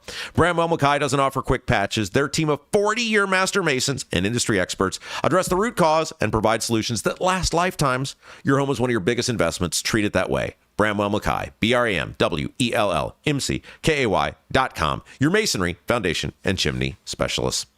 Okay, let's talk about this big news that came down yesterday. Guys, you can go back and review the tape. I told you this was going down yesterday before it happened. I got wind yesterday morning. It was going down, and I said, watch for something big to happen with elections in Indiana. You can go back and review the tape. We were first. Our birdies. I know a lot of people thought, well, he's off IBC. Nobody's going to give him dirt anymore. Oh, it's better than ever. We got the stuff right. Multiple things now. The past couple of days that we told you the stuff with Kleinhelter was going down, and we got the stuff right yesterday with elections in Indiana. It is a massive story. And it is a complete rebuke of Diego Morales by people who know him very well and the dumpster fire of an operation he's running over there with the Secretary of State. All right. So Capitol Chronicle, amongst many others, had the article.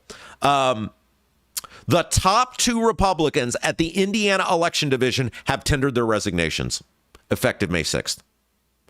This is a huge story. The top two Republicans at the Indiana election division have tendered their resignations. Co-director Brad King is retiring after 24 years.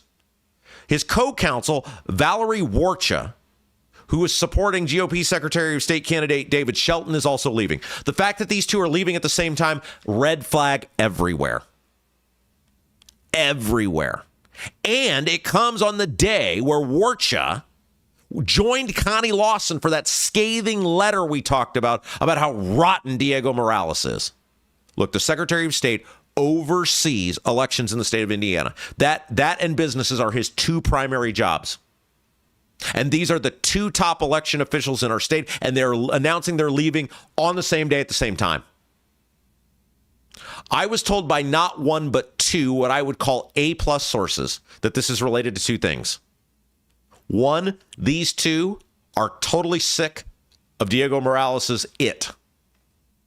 I want to say another word. It rhymes with it. That's what they're sick of. Everything with Diego. The guy is a disgrace. He's a joke. He's a complete joke. And these guys have had enough of it. The way he runs that election division like a clown convention. The campaign for him is always first. And we got to provide some services to the taxpayers. That's a distant second, and these guys have had enough of it.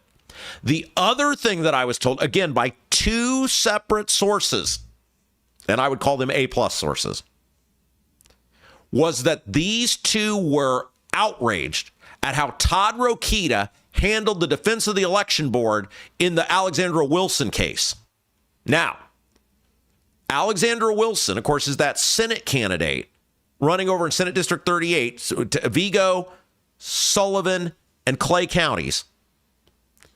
And she's the one who Jim Bopp, somebody sent me You guys will love this. Our show it has such influence. Those politicians were like, he's off IBC. We're done with him. Because now people listen for like 45 minutes instead of 7 to 10. A very prominent person in the legal community sent me a message the other day. And the person goes, would you stop calling him super lawyer? He's not a very good lawyer at all. Stop calling him super lawyer. He just tried some famous cases. He's not very good.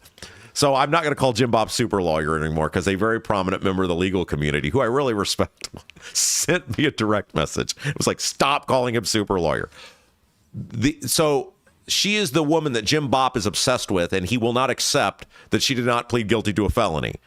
And if you guys remember, the original thing on this was Jim Bob took this case. We should just start calling him Mbop. Yeah, we'll call him Mbop. Remember the Hanson song? Since he's not actually a super lawyer, he's a Mbop. Mbop. We're bringing the nicknames back. That's what we're doing. We got a professional office hopper, Aaron Houchin, in. We'll bring back Tiptoe Diego and Mbop. We're bringing the nicknames back. You guys love the nicknames. All right. So Mbop takes this thing to the election board.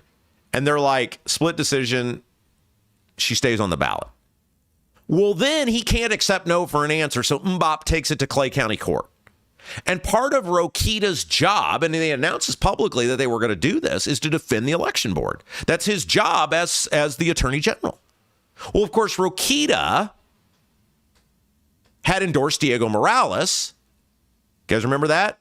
He gave Morales a bunch of money, endorsed Diego. And for some reason, more people aren't talking about this, Brenda Wilson worked in Rokita's office. Brenda Wilson, the woman challenging Greg Good, worked at Rokita's office. And people were like, is he going to be able to like defend the election board? And he's like, oh, yeah, I'll defend the election board. That's my job. No problem. And everyone's like, okay, cool. I have been told by, multiple ironclad sources, including people who told me this is going down yesterday, that these people have been outraged, Brad King and Valerie Warcha, at the complete half-assed horrible job Rokita has done defending the election board in this manner. And they said, we got to deal with Morales, we got to deal with Rokita, we got to be dealt with being hung out to dry. These people, it's all dinner theater to the Rokitas, to the Diegos, to the Micahs. They said, we're done with it. We don't want to deal with it anymore. We're not going to be a part of it. We don't need the headache. We've been here forever. We're out. And the fact that they went on the same day, giant red flag to everyone. Warcha, as part of her exit letter, shall we say, well, this was the Connie Lawson letter that she was a part of, cited questionable spending in Morales' office, according to the Capitol Chronicle, such as buying a $90,000 car, publishing self-promotional materials, hiring family members, giving away large spot bonuses, and his extensive travel. You mean like going to India for 10 days and not telling anybody who paid for it? And then coming up with some lame-ass excuse like, well, I don't want that person to get harassed like Elon Musk was getting harassed. So suddenly Morales in his mind is so important that anybody who paid for his trip there'd be just mass protesters like Tesla. Then, when that story doesn't fly, he randomly comes out a couple of months later and starts shouting, I pay for India. I pay. By the way, I forgot to wear my buttons today. I'll do that tomorrow. They're under the thing there. Remember, if you guys missed the show yesterday, Rust, maybe I'll wear them when we come back. Maybe I'll put them on when we come back for the final segment with Jason. John Rust gave us buttons, Rob Kendall Show buttons, and Diego Morales buttons that are mocking him, shouting, I pay for India. Again, the bigger issue here is not that Diego Morales is a complete piece of garbage. He is. The bigger issue is that the Republicans all know it and won't do anything about it. They line up behind him. They condone it. He should have been shamed out of the State House years ago. And they just go, oh, okay. Quote, this letter that Warcha and Connie Lawson and others were part of. His ability to produce funds when needed is curious, too. The Secretary of State sets the budget for the election division. Since he took office, the budget to help train counties has taken a beating. No in-person SVRS training, printed manuals, or code books. But all that money for his brochures, for his car, for the bonuses, for the big salaries for family members. The guy's a disgrace. And the people who know him best, who have had to work around him, they're telling you with their actions by getting the hell out of there. And by the way, I'd welcome Rokita to explain what he's done to defend the election board in the case of allowing Alexandra Wilson to stay. By the way, Alexandra Wilson, she's scheduled to be on our show tomorrow. We're going to ask her about all of this. This is going to be a fascinating conversation. Somebody else who's fascinating is Vent Savvy. You guys heard about Vent Savvy? Let me ask you something. When you take a hot shower, does your mirror stay fogged up for 10 or 15 minutes? If it does, your bathroom fan's not doing its job. It may sound like a small deal. It's actually a big deal. That means moisture is not disappearing. It gets trapped in your walls, your ceilings, even your attic. Over time, that can mean mold, insulation damage, and expensive repairs most homeowners never see coming. So where Vent Savvy comes in. Go to their website, ventsavvy.com. VENTSAVVY.com. VENTSAVVY.com. Tell them you heard about them on Rob's show. Say, hey, I'm a Rob Kendall Show watcher, listener. I heard about your business on Rob's show. John, the owner, is going to come out to your house free of charge. He's going to take a look at your vent, see if it's installed properly, see if it's doing its job. Then he's also going to crawl up in your attic and see if there's any mold or anything else growing in there that you need to be aware of. Totally free. No hassle, no obligation. Finds nothing, then you have peace of mind. If you find something, then you can make the choice what to do with it. Ventsavvy.com.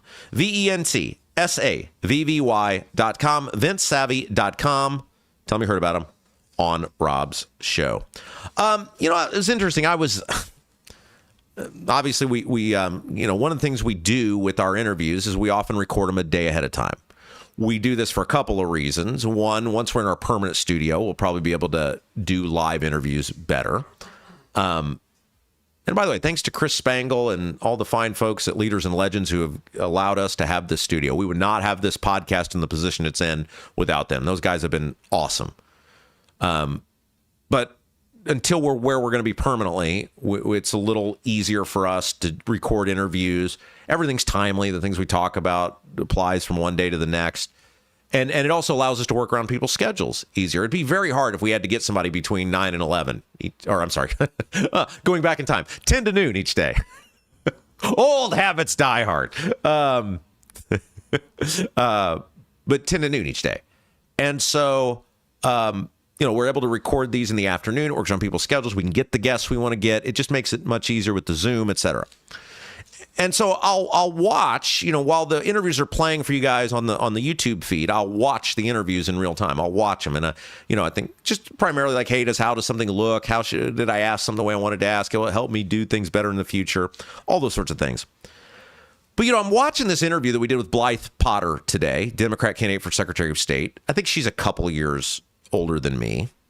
And, we've had several guests on who are, about my age. Matt Gentry, the mayor of Lebanon, and I are close in age. And I'm watching these interviews. And I go back and watch them. I think, damn, my generation is calling the shots now. Like, we're the people that are running for office. And it's so weird for me.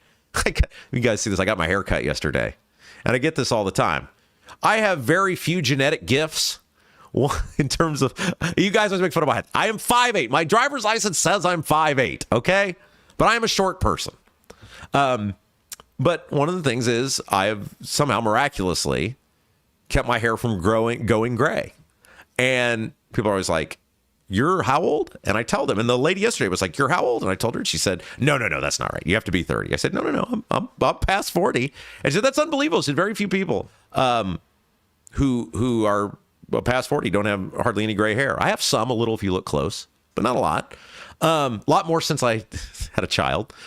But like, I have always just thought of myself as a younger person. I think part of it's because I've worked jobs where I don't really have coworkers, like in the sense of maybe one or two people I work around, own businesses for years. I just never interacted with my own generation. So it hits me when I realize crap, I'm getting old. Like, I'm listening to that interview, and we're going back, and I'm talking with her, and she's talking about how old she is and why she got in to run, and it's like, it hits me, it's like, damn. Like, my generation is entering the phase of being shot callers in society. The people who are running and winning the public offices. And when that starts happening, to me, like, the clock starts ticking. Because you realize, okay, you're in a window, like a real window to make difference. Like, I think about the difference the greatest generation made. And then I think about the baby boomers. And it's like, I was watching thinking, man, our country, our state, our cities, our towns, they're really slipping away from us. And I'm getting past the point where it's like, well, when we're in charge, no, you are in charge now.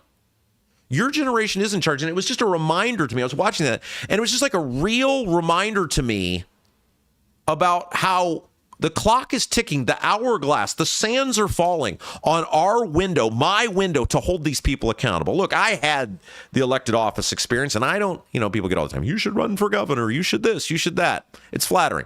I don't think that's going to happen again. I've said $10 million. $10 million, I'll run for governor. Why $10 million? That's what it'd take to win. We would win if we raised $10 million. $10 million for me would be the equivalent of $100 million for anybody else because of all the earned media. And I was thinking about this earlier today. Like, what campaign would you run? We would run a campaign. There would be no way to counter program it. So much of politics is about like counter programming. Your opponent does whatever, you then respond with this. That's a lot of politics. One of the reasons Mike Braun became a senator, his ads he ran in 2018 were phenomenal. They were very well done. And Rokita and the other guy, who was the other congressman that was running? There were two congressmen. Luke Messer, that was who was running. They had no idea how to counter program him because they were robotic political people. Like, Rokita and Messer were career politicians. They didn't know anything but the political playbook. And Rokita's response was interesting. He tried to be Trump. And people are like, nah, dude, you're not Trump. Todd Rokita is maddening to me because I used to really kind of admire Todd Rokita. He was a very good Secretary of State. He was a passable congressman, which for most of these guys, I guess that makes him an A+, because most of these people aren't anywhere near possible. And I kind of thought, when Rokita decided to run for Senate, I understood, okay, you have a guy that can actually run on some government competency. Did some really good things as Secretary of State. By the way, and we'll post that Blythe Potter interview up later, the big thing that came out of there for me, she's on board with voter ID. You have Bo Bai and Blythe Potter, both Democrats, saying they are in favor of voter ID. That's wild. It's going to be interesting to me if that gets out to her activist base, how they're going to handle that. Because she said on the record she supports voter ID, which good for her. But I wonder how that's going to play with the Democrat activist base. But like, one of the things for Rokita that was super frustrating was that he could have run on government competency. And he got so caught up in trying to be whatever he thought people wanted in the moment, which that was obviously like the height of Trump. Trump had won the presidency. It was sort of the first election post-Trump. And he kept trying to be Trump. It's like, you're not good at this, dude. Like, that's not you. And people lose themselves. And so Rokita should have won that election, but he couldn't get out of being programmed to be a politician. And then when he tried to unprogram himself, he became this bizarre imitator of Trump, and he's never gotten out of that. He's never gotten out of that. And that's too bad. But my point in all this is, in politics, when you throw something at the opposition that they can't process because their campaigns are run by highly paid consultants. Like, there's a playbook. I'm telling you, I've been a part of enough of these campaigns and around enough of these campaigns. There's a playbook. There's like 3 or 4, maybe 5 playbooks these people can pull from. Okay, here's my candidate. Here's what he's running for. Here's what we're going to do with him. And they try to best mold whatever the candidate is. They pick from these 5 playbooks. When these consultants, because they're robotic, and they always just sort of run from the same 5 playbooks, and the candidates are robotic who just do what the consultants tell them to do because they have no anything of their own. Oh, say this. Okay. If you run a campaign that they can't, it's not in the 5, they don't know how to counter program it. I'm telling you, guys, if I got that $10 million, we would run the most wild, unorthodox, uncounter-programmable campaign ever. We would hit these people with so much stuff every day. Every day they would wake up and go, what the hell happened? What, and it is an indictment. I say all of this because it's an indictment of the politicians themselves, that they're so robotic, that they're so programmed, that they're so unable to be creative and think on their feet. If I ran a campaign for governor, I'd run it like this podcast. Why is this podcast popular? Because it's something new every day. It's something different every day. We have exceeded everyone's expectations. We are doing incredible numbers because we give you something to come back for every day. It's why the show was popular. It's why the show was so popular. We were doing numbers in midday that afternoon people would give an arm for. Because we gave you something different every day. Because it was interesting. Because we did topics you weren't going to get anywhere else.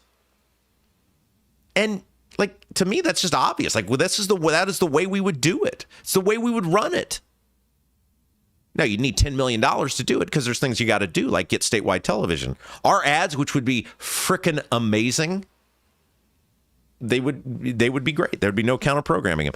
My point in all of this, though, is like we're entering the phase. Like, I don't see that happening. I don't see somebody giving me $10 million, and I don't want to work for it. I don't want to beg people for money. Because you start begging people for money, they start wanting something. But the point is, like, my generation now, we have to be the influence. The time has come to step up.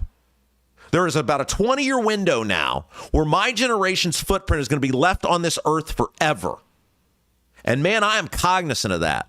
I am cognizant of the time is ticking. You know, I really became cognizant of time about the moment I hit 30 years old. I remember my 30th birthday, and I remember thinking like, okay, this feels like things just got really accelerated. It's part of why I made the decision to come back to media. Get out of politics and come back to media, because I was cognizant that the time was ticking. And now it feels like it's in overdrive. So my pledge to you every day is to come in here cognizant that the sand in the hourglass is ticking. Not for my career, but for my ability to use my platforms, to use my influence, to impact as many people as I possibly can. To have as much impact on public policy as I possibly can. And I'm glad you guys are here with me, but I need you to help this thing grow. I need you guys to do the things. Hit that thumbs up button if you haven't today. Subscribe to the channel if you haven't done it yet. And most importantly, share the feed, the live, the on-demand. Tell people about us so we can make sure these conversations get to as many people as we possibly can. Hey, one of the biggest complaints people have with their real estate agent is they never actually get to talk to them. That's why we love Lauren Wilson. She is all accessible. That's what she's all about, accessibility. Lauren Wilson understands that if you're upgrading for a growing family or downsizing for retirement or all points in between, it's a huge deal. And that's why she provides a hands-on experience that takes you through the entire process. And it takes stress out of the entire process. She's there with you the entire way. Lauren Wilson with At Properties. Get to know her. Even if you're not in the home buying or selling business right now, you may be someday. Good chance you will be someday. Get that person on speed dial. She'd love to hear from you. Lauren Wilson with At Properties, 317-590-2290. 317-590-2290. All right, let's take a break. When we come back, producer Jason joins us. Let's hope it all works today. Best YouTube comments of the day brought to you by Black Sheep Plumbing. You're watching Rob Kendall Show. Hi, I'm Lauren Wilson, a realtor with At Properties. Born and raised right here in central Indiana and a Hoosier through and through. Selling your home is a massive undertaking, and I completely understand what that is. That's why when you work with me, we put a great plan together to make sure that when your home comes to the market, it is in the best light possible. Again, I'm Lauren Wilson, 317-590-2290. 317-590-2290. Let's put a plan together and get your home sold. I'm Doug Cobb for Clay County Commissioner. I'm running to bring transparency back to our local government. As a concerned citizen, I want to know what's going on. We need new and fresh ideas for today's challenges. We need a vision for future generations. As a small business owner, I want to explore and promote opportunities to make us all successful. Let's create a brighter future for Clay County together. I'm Doug Cobb, running for Clay County Commissioner, and I approve this message. Paid for by Linda Cheatham. Right now, everything's expensive. That includes things you need around the house. If your water heater, water softener, or well pump goes out, or even if your toilet stops working, you could be looking at a major expense. Don't let your next call to a plumber break the bank. Call John at Black Sheep Plumbing. John is a Hoosier lifer who takes pride in and stands behind his work. That's why all basic services and repairs with Black Sheep Plumbing come with a 2-year parts and labor guarantee, with water heaters having a 6-year parts and tank guarantee. Call or text Black Sheep Plumbing for all your needs today and speak directly with John, the owner. 765-315-7558. That's Black Sheep Plumbing at 765-315-7558. Hi, I'm John Piper. I'm running for Congress in Indiana. I'm the only candidate in the United States of America exposing the crisis we have in mother's breast milk. Purdue University is a major player in that. Purdue is selling our veterinarians to out-of-state corporations for big money. Bobby Kennedy needs to know about it effective immediately. We are 55,000 veterinarians short across the United States. My two major opponents, Craig Haggard and Jim Barrett, are both protecting the Iranian terror cell in Plainfield, Indiana. I'm John Piper. I approve this message. Paid for Friends for Piper for Congress.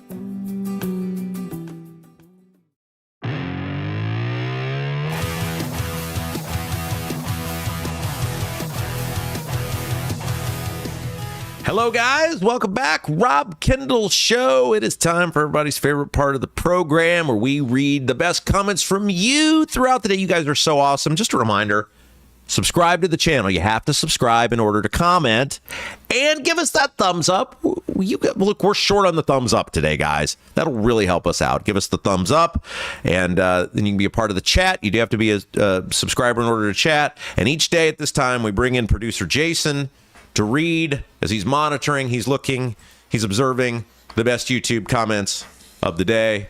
Hello, Jason. Are we on? Are we on? We look good. Okay, I think we're there. I've been in radio for 30 years, over 30 years, and this is the first time I've ever I never could listen to the program while it's in operation.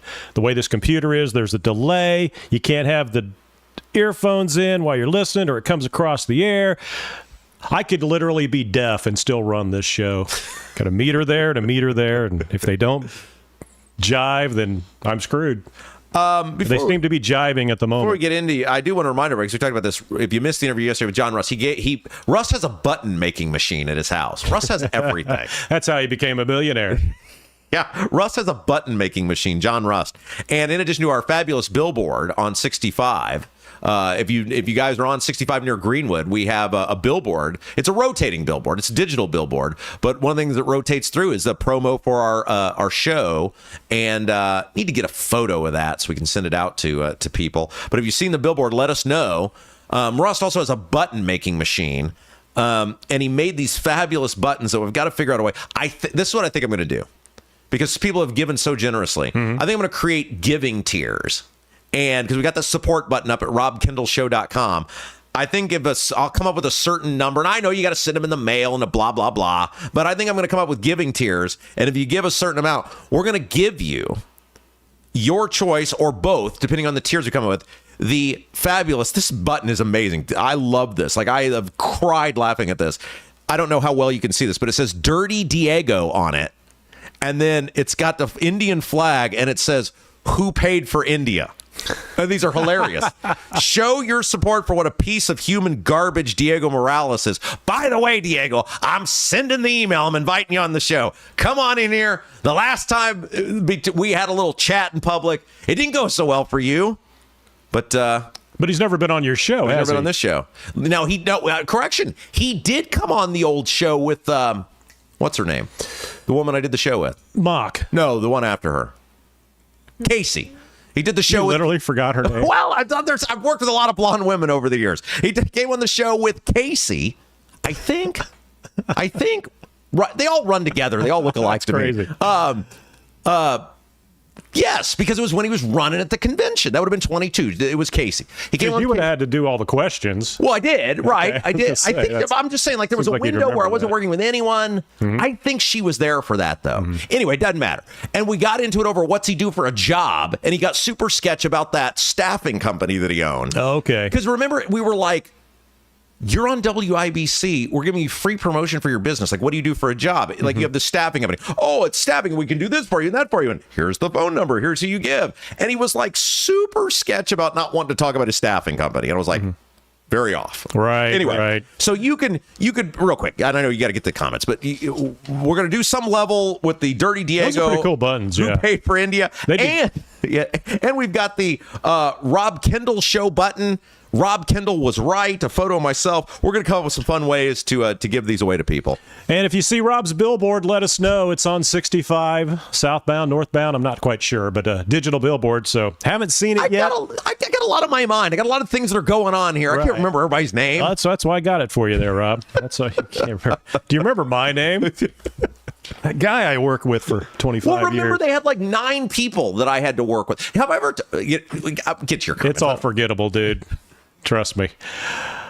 Black Sheep Plumbing, big sponsor of the chat today and every day. Right now, everything's expensive. That includes things you need around the house. If your water heater, water softener, or well pump goes out, even if your toilet stops working, you could be looking at a major expense. Don't let your next call to the plumber break the bank. Call John. Black Sheep Plumbing, 765-315-7558, 765-315-7558. John will even give you, let's see, on all basic services and repairs with Black Sheep Plumbing, a 2-year parts and labor guarantee. Water heaters having a 6-year parts and tank guarantee. And we promise no plumber's butt crack with John. He's a professional. We start the chat with Kevin Branham. Jason, don't let Rob cut you short today. I think we've got quite a bit of time left. All right. Also, Vic Ferrari. Yeah. Has anyone noticed that since the new show started, Corn Pop disappeared? Was Corn Pop a big... that was pre-Rob Kendall Show, apparently. But I don't even know what that means. And everybody's like, oh, yeah, where's Corn Pop? So where you at, Corn Pop? That's like a Biden thing, right? I don't know. I don't know what that means. Maybe but again, I can't even remember people I work with. Must not have been a Rob Kendall fan, or he'd be here. Well, I think my mind is. I've had a lot going on. I thought maybe that would spark a morning. a fond memory for you, Rob. All right, let's get back to it. Nicholas Kurtz, producer Jason. A lot of people like to comment to me in here. Yeah. Thank you for carrying Rob's show every day. I do my best. Steve Green with an E. My daughter would say this intro is hot. No, fire emoji. Fire. I'm not hip on the young people's lingo. Josh Richardson, looking fresh with that haircut, Rob. Thank you. Yeah, Rob looks like he got his ears lowered, says the old man. You know, I go, so here's how I do my haircuts. Every 2 months, I know exactly the date that is the 2 months. It was the 15th, Oh, wow. and it was time to go. Okay, all right. LD Stoltz, I crap. Now, that would be referring to your Diego thing earlier when you said you're going to crap on Diego. See how that ties together? I remembered 90 minutes ago. I pay. All right. See, because Nicholas Kurtz points out, Rob, you crap on Diego every day. Ryan Schleman. Farmer Ryan. All right. Farmer Ryan here, watching live for the first time. Yes. This is way better, Rob. We love Farmer Ryan. He's been a big supporter of ours over the years. You guys may remember Freedom Foods was the one of the original sponsors of State House Happenings. Farmer Ryan's been a big supporter of ours over the years. All right. And Charles Ludi, right? Did I get that right? Yeah, Ludi. No, it's not Schluty. There's no S? It's Charles. Oh, Charles. Ludi. Oh, I got you. Yeah. No, I think Schluty sounds better. Yeah. But, he's probably not going to change his name. Wow, Rob almost had a slip of the tongue. You did say mother. But I didn't say the word. word. You were not referring to your mom. But I didn't say the word. No, but that's still, you were pretty close. For you, that was pretty close. I've been very close. He's not going to drop the F in there, is he? You've never been dumped, have you? No, never had to be dumped. Yeah, I've never been dumped either. Right. I've been fired, but never dumped. Joe, well, you were suspended once for 2 weeks as well. That's right, I was suspended. We'll go into that story. I had to suspend Rob for 2 weeks for a milk comment. Young Rob. Joe's real estate rescue. My property taxes went down $136 per year. This is after going up over $2,000 during the past 4 years. Now, Braun has said, because he got asked about this in one of these pressers, Braun said he was told, now, of course, Braun originally said, well, this is the first step, we're coming back for more. Then he said he had an ace up his sleeve. Then he most recently got asked, he goes, no, everyone's very happy with the property tax plan. It's fine. So Braun says you're happy with it. Are you happy? I'm not happy. I'm not. But he said everyone's very happy. Not thrilled. All right. Charles Sluty again. I'm not going to be able to say it if I don't say Sluty. Charles Sluty, any updates on the live event? Okay, so yes, I've talked to, so our plan, this is our plan, doesn't mean it's going to happen. Our plan is to do the one event up here. We do one for the people in Southwest Indiana. The Southwest Indiana people are handling that on their own. So y'all are friends down there. Y'all in the same fabulous group of people. The one up here, I got with the guy on the date that he said he wanted to do it. Our fine, fabulous friends at Mad Hatter. I have not heard back to say go. I'll send him an email again today. So we are planning on doing 2 live shows coming up in the next couple months. Planning. Doesn't mean we're going to, but there we go. Ethan Hatcher. Rob Kendall Show chat is the best chat for a Monday through Friday show, but Saturday night on the Circle has the best chat for a weekend show. We love Ethan. We let Ethan get his little plugs in. And look, I've said this. And Ethan does a ton of local stuff. We support any person out there, any show that is committed to local and holding the politicians accountable. And yes, we love Ethan, and he is on Saturday nights, 7 to 9 p.m. on WIBC. Jack the Libertarian. Come on, Rob. We all know you did not make the money. Jason made the money for you. Courtney Hill. Man, YouTube Rob is great. Urban One was really holding him back. There were a lot of things I wanted to do at Urban One. Look, I always say this. I'm very grateful to Emmis and to Urban One. Right. They built your audience. Well, you built your audience, but they gave you the platform. They gave me the complain. opportunity to do that. I'll always be grateful. There were a lot of things I wanted to do there that would have been good for you guys. And someday maybe we'll tell the whole story. Maybe we'll just do a show. It would take a whole show. Maybe someday here in the near future, we'll tell the whole story. We could just add an extra special hour. And maybe we'll get Rob Kendall story. Well, of course. Will you sponsor me telling about how my life was derailed? It'll work for free. And we'll tell the whole story. But I am grateful to those guys for the opportunity that I had. I will never say that I'm not. But yes, there were many things that I wanted to do for you guys that I was not allowed to do, and we're able to do some really cool stuff here. So thank you, Courtney. Courtney's been a big fan and listener for a long time. Yeah, no reason to crap on them, even though they crapped on you. Jack the Libertarian. Save on childcare, Rob. Let your dad watch your daughter. My dad and my mom, they do every so often. I try not to abuse that privilege. Unlike the state, who's forcing you to pay for other people's child care, I believe in watching my children or paying someone to do that. You don't dump it off on Dad. All right, Mad Duck. Maybe they'll reopen Fantasy Island and Diego can get a job there. That would be very racist. We know who she's talking about. The plane. Oh, I thought Fantasy Island I thought he meant like in Fantasy Island. Well, there was the guy. It's dawning. What's his name? I don't remember, but I thought he meant like you meant Diego lives on Fantasy Island. Tattoo. Is that his name? I think it's Tattoo. Well, that was the 70s, right? I haven't seen that forever. I thought he was saying you don't see on the reruns. I thought he meant like Diego's living on Fantasy. No, I think he was talking about Fantasy. The little, it looks just like him. Andy Engel. Oh, man, Double D's Barbecue in Clayton is so good. They are awesome. Okay, so real quick, because they're one of our new sponsors starting next week. Jason put the ad out today. Double D's is Elvis themed. Like these people. So they're in Clayton. They're right near 40 and 39 in Clayton. Their food is amazing, and because these people are from Memphis, like they moved up here from Memphis, it's all like legit Memphis decor and everything. There, the woman Tina, she worked at Graceland. That's how into Elvis they are. Wow. Have you ever been to Graceland? No, I've not. I've not either. I have no interest, but I'm sure it's cool. I'll tell you, and I told her what I'm doing. Shane, my buddy Shane, who runs the radio station in Brownsburg, he's Mr. Elvis. Right. They're in Florida. They live half the year in Florida now. I'm taking Shane when he gets back. I'm taking him to Double D's because of all the Elvis stuff. You guys, Double D's Barbecue, Clayton, totally worth the trip. Check it out. All right, we continue on. Ryan Schliemann. I haven't met producer Jason, but sure glad he's got Rob's back. Yes, he does. Here we go. Okay, the interview you had today. Blythe Potter. Yeah. That's what I was trying to say. You couldn't remember her name. I was just making sure you remembered who you interviewed today. LD Stoltz. Sorry, this isn't the one. Ryan Schliemann. She seems a bit too arrogant. Drew. Destiny Wells on steroids. Tree hugger for you.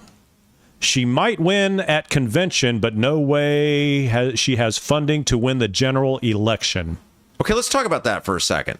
Look, it's interesting, perception and then dealing with somebody one-on-one. Perception I had with her, by the way, her parents are super fans. So I got a chance to say thank you. They are huge listeners, huge fans. They've been listening. They went to our event at Mad Hatter. Okay. So, I knew she had been raised in a Republican household, but she's interesting because I think she does way better in person.